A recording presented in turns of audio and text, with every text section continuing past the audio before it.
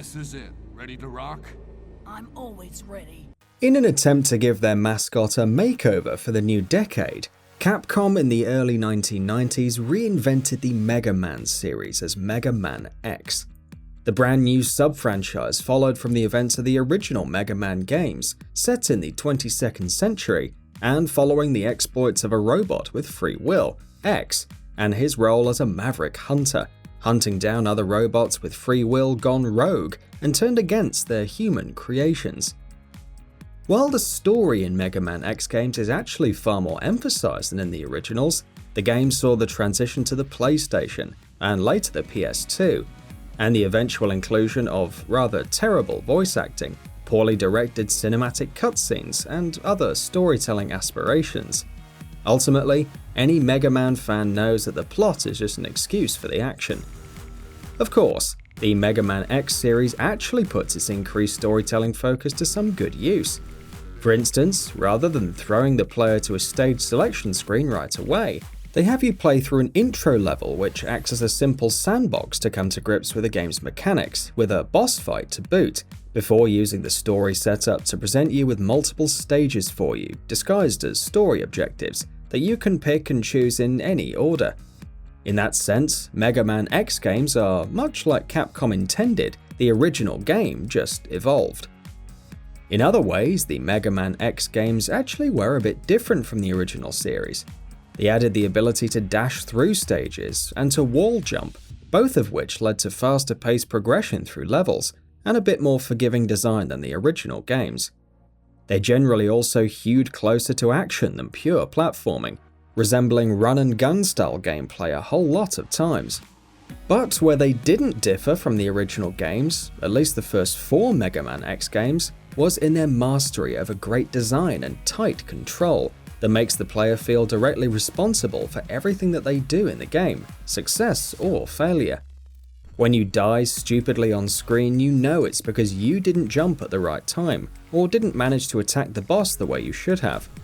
When you succeed, you know it's because you've mastered the controls and the game itself, as well as its patterns that it asks you to memorize and consider in a far subtler and more organic way than the original games often did, with their more overt reliance on getting the player to master their patterns. If you're a Mega Man fan, you already know all this. You know what to expect from these games. In fact, that's why you love them. The question on your mind is whether or not this collection is worth your time. The answer to that, very simply, is yes, it is. If you are a Mega Man fan, the Mega Man X Collection is a loving homage to these games of the 1990s that managed to reinvent the Blue Bomber for a new era. As with the Mega Man Legacy Collection, the Mega Man X Legacy Collection is split into 2 parts. The original part includes the first 4 games, and the latter half contains the other 4. What this means is that this collection is incredibly front-loaded. The first 4 games are the ones that fans like, with the series generally considered to have declined sharply starting with the 5th game. Sure enough, Mega Man X Legacy Collection 2 includes Mega Man 5 and 6, which are at best tired imitations of the far superior original 4 games. Mega Man X7, a clumsy and misguided attempt at trying to invent the series in 3D, and Mega Man X8, which I don't want to talk about. Meanwhile, the first collection includes the original game, which is a veritable classic, if far harder than I remembered, X2 and X3, which are great extensions, and Mega Man X4, a game that holds up and is far better than a lot of fans would give it credit for. The quality of the games themselves aside, however, these collections are equally worthy. They're both loving emulations of the games, with minimal lag and a collection of great extras fans will love, including a concept art gallery, a boss rush mode that's structured like an arcade game, the ability to play through the game's entire soundtracks, animated shorts, and more. The fact that some of these games, such as Mega Man X3, are so hard to come by these days for anything even remotely resembling a reasonable price, makes these collections that much sweeter. Retro game aficionados will find more to love in these collections as well. You're given a lot of options to make your experience as authentic as possible. You can play through the games in their original 4:3 aspect ratios, or stretch them out to fill out the full 16:9 screen you're likely playing these collections on, but don't do that. You can play them with a cleaned up look, or with a CRT filter in place.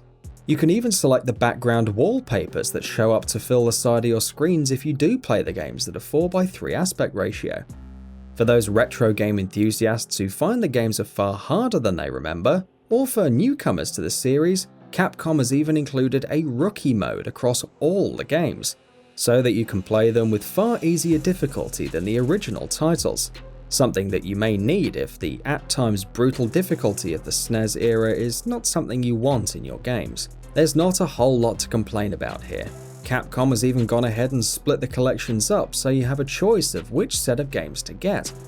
The titles hold up well, especially, paradoxically enough, the earlier games, and remain some of the best games Capcom has ever made to this day.